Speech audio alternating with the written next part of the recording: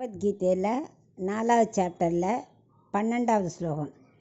காங்க்ஷாத் கர்மணாம் சித்திம் யஜந்த இஹ தேவதாக க்ஷிப்ரம் ஹி மானுஷே லோகே சித்திர்பவதி கர்மஜः. இப்போ இதுக்குள்ளே அர்த்தத்தை பார்க்கலாம்.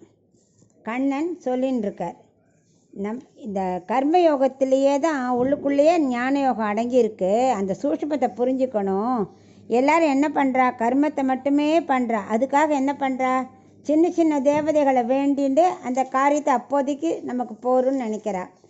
அது பரிசை எழுதுகிற குழந்தைகள் இருக்குது, உடனே 108 ஆஞ்சநேயர் பிரதர்ஷனம் பண்ணுறேன், இல்லை உடம்பு சரியில்லை தன்வந்திரிக்கு வேண்டிக்கிறேன், அப்படியே அந்தந்த சின்ன சின்ன காரியத்துக்கு வேண்டின்னு சரியாக பண்ண சாட்டிஸ்ஃபை ஆகிடுறா.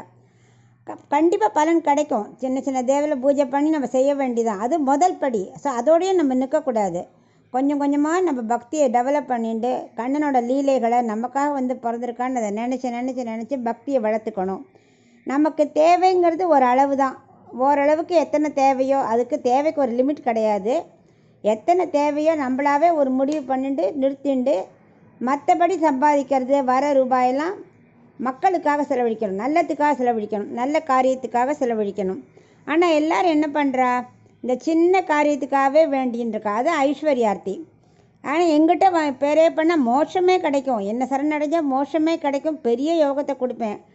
அதனால் அவள் அதை லைக் பண்ணுறது புரிய மாட்டேங்கிறது அவளுக்கு. சின்ன பலன் இன்றைக்கே பலன் கிடைக்கணும், அதை மட்டுமே அவள் நினச்சிட்டு சின்ன சின்ன தேவதைகளை வேண்டிக்கிறாள். இது தாழ்ந்த பலனை கொடுக்கும். நம்மளோட மக்கள் என்ன பண்ணணும், நிரந்தர மோட்சத்தை கிடைக்கணும்னு விரும்ப ஆரம்பிக்கணும். தேவைக்காக ப்ரே பண்ணணுமே தவிர கொஞ்சம் கொஞ்சமாக ஆத்மாவை மற்றவாளுக்காக ப்ரே பண்ண ஆரம்பிக்கணும். நமக்காக மட்டுமே வாழக்கூடாது அப்படின்னு ரொம்ப அழுத்தம் திருத்தமாக அவர் இந்த ஸ்லோகத்தை சொல்கிறார்.